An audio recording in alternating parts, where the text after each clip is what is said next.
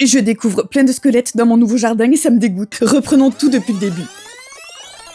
Il y a bientôt un mois, j'ai déménagé. Oui, encore. Mais cette fois-ci, j'ai déménagé à plus de 700 km de mon ancienne adresse. Et purée, qu'est-ce que c'était éprouvant. Mais je suis vraiment contente. On est arrivé ici un peu par hasard. On s'était un peu renseigné, mais on savait pas du tout où est-ce qu'on voulait aller vraiment. On voulait seulement se rapprocher de nos familles. On s'est rapproché, c'est cool, mais on a une maison en chantier. Non, c'est pas vraiment la maison qui est en chantier, c'est surtout tout le jardin. On voulait du terrain et c'est pas quelque chose qui nous dérange en soi, parce qu'il faut pas oublier que ça reste quand même le boulot de mon homme. Mon homme, ma vie, wesh. Et donc l'idée de pouvoir tout réaménager comme on veut, franchement, on trouve ça beaucoup trop cool. Sauf qu'il y a vraiment beaucoup de boulot. Les anciens locataires n'avaient pas du tout entretenu le jardin et je trouve ça vraiment dommage parce qu'il y a énormément de potentiel. Ce qu'on ne savait pas encore, c'est qu'il y a aussi énormément de passifs sur ce terrain, visiblement. On a tout plein d'idées, mais comme dans chaque projet, il faut surtout des priorités. Au départ, on s'était dit qu'il fallait commencer à tout prix par l'escalier que je vous montrerai plus tard, mais surtout qu'il fallait se concentrer sur le potager. Donc pour exploiter tout ça, il a déjà fallu tout tondre et tout rotofiler. Et visuellement, waouh, ça fait du bien parce qu'on se rend beaucoup plus facilement compte des volumes. Avant.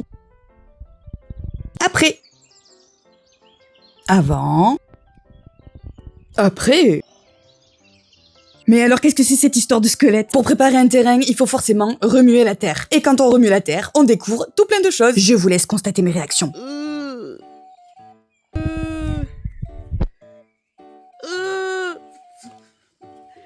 Ça me dégoûte.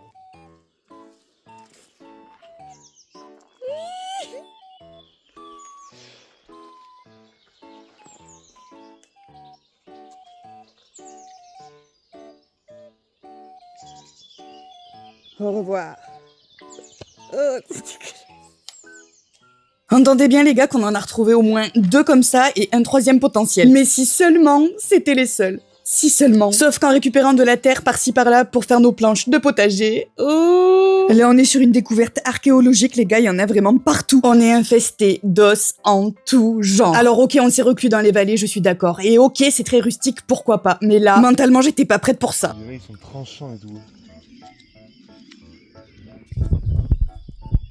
Ça en fait du nugget. Oh, lui. Oh là là.